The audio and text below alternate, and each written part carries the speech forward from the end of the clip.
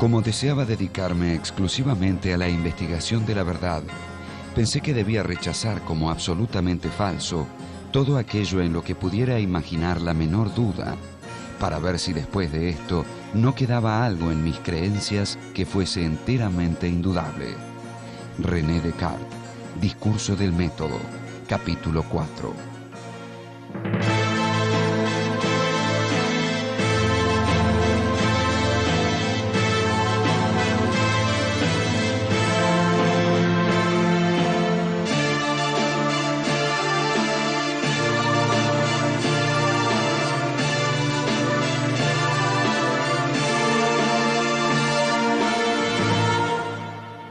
René Descartes.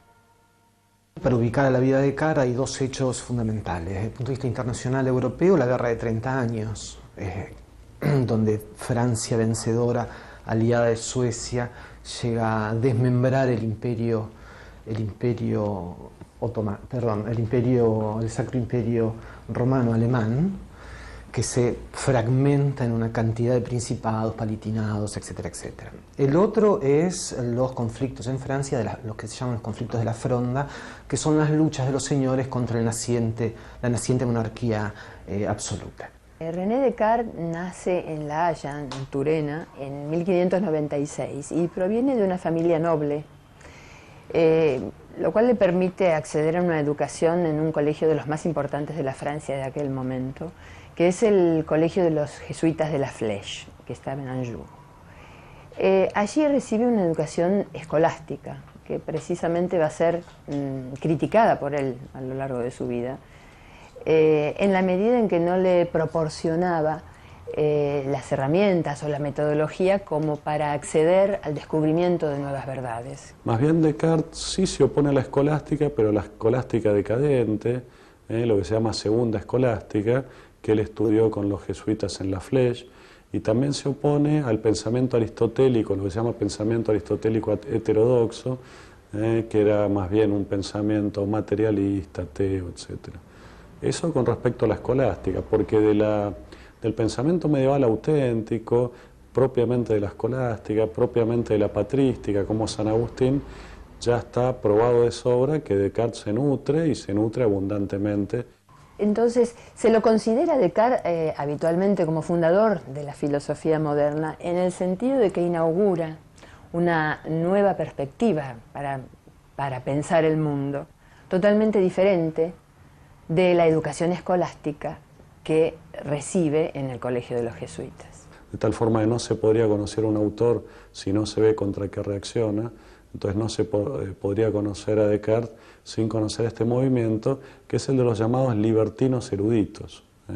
Los libertinos eruditos no constituían ni una escuela, ni un movimiento homogéneo, ni sistemático, pero sí un cierto ambiente intelectual, de cierto ambiente aristocrático, de nobleza, más bien disolvente, contrario a la moral cristiana, contrario a la importancia de la teología en la vida diaria.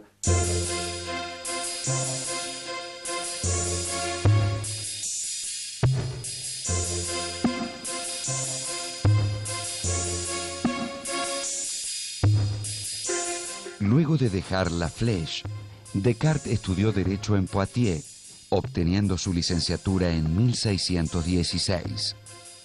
Decidido a conocer el mundo y a intentar fortuna en la carrera militar, se alistó en 1618 como voluntario en el ejército de Mauricio de Nassau. El regimiento de Descartes estaba acantonado en Breda. En un invierno de 1619, en un cuartel de invierno en Neuburg, tuvo lo que él se llamó algo así como una revelación intelectual, que tenía que ver con sus intereses por la matemática, por el cual él se da cuenta de la posibilidad de generalizar el método matemático a todas las demás ciencias, dándoles entonces esa certeza de la cual carecían.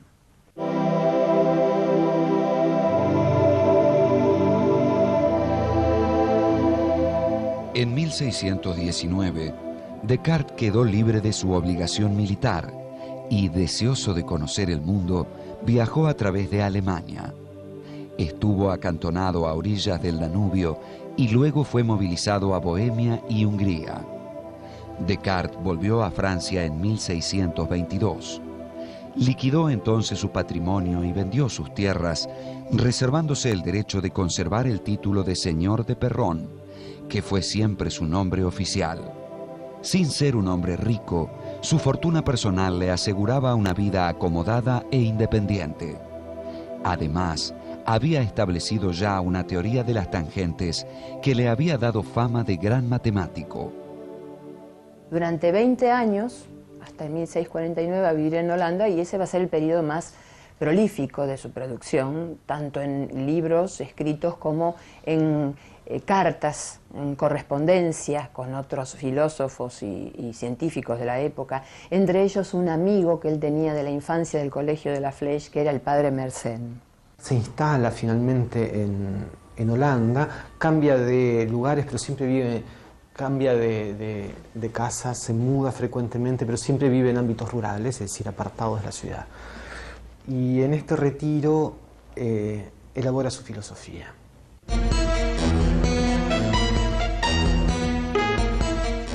En 1630 se instaló en Ámsterdam, donde se vinculó con médicos, matemáticos, teólogos y físicos. Por esta época, inventó una máquina destinada a tallar lentes que aumentó su renombre. En 1633 escribe un tratado de la paz o del mundo, en el cual él parte de la posición de la perspectiva, de la nueva perspectiva del mundo proporcionada por la teoría heliocéntrica de Copérnico. Pero no se anima a publicarla, en realidad se autocensura. ¿Por qué? Porque coincide el año de esta publicación o de esta obra con el año de la condena de Galileo, precisamente por la misma razón, por adherir a la teoría copernicana. Descartes consideró prudente no imprimir su tratado y decidió dar a conocer en cambio algunos trabajos menores. Para esa edición, redactó una introducción que llevó por título Discurso del método para bien dirigir la razón y buscar la verdad en las ciencias. Propuso allí un método para aumentar el conocimiento, que se resume en 4 reglas: la de la evidencia, la del análisis, la del orden gradual de complejidad, también llamada regla de la síntesis, y la de la recapitulación. La primera regla del método dice que no se debe tomar como verdadero sino lo evidente, es decir, lo que se presenta al espíritu con total claridad y distinción, de manera que no pueda ser puesto en duda. Es decir, una idea es clara cuando es totalmente manifiesta al espíritu, y es distinta cuando no se la puede confundir con ninguna otra. O sea, es totalmente diferenciable de las demás.